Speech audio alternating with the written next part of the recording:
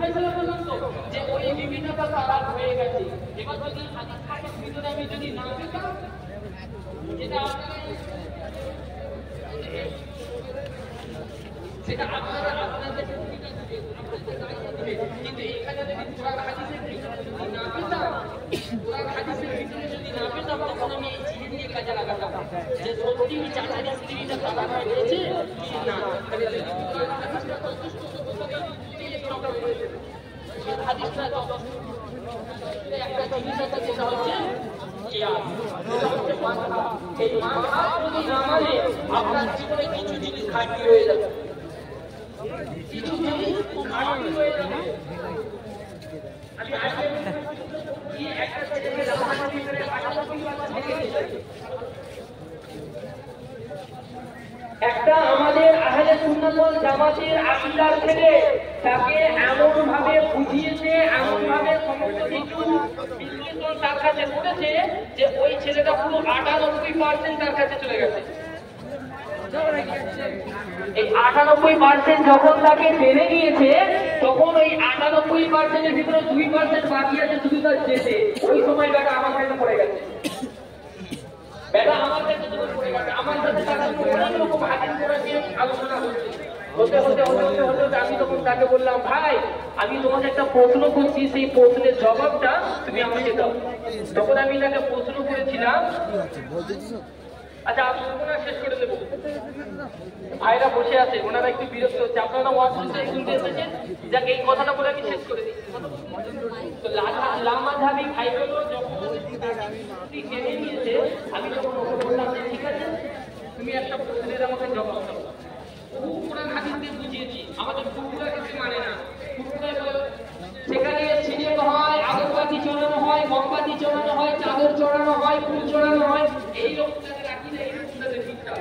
আমি ওকে বললাম আমার সাথে করে আমি তোর গাড়ি, আমি তোকে গাড়ি ভাড়া দিয়ে নিয়ে যাবো, গাড়ি ভাড়া দিয়ে নিয়ে যাবো, কোথায় চাদর চড়ানো, কোথায় আমি পড়াশোনা করছি,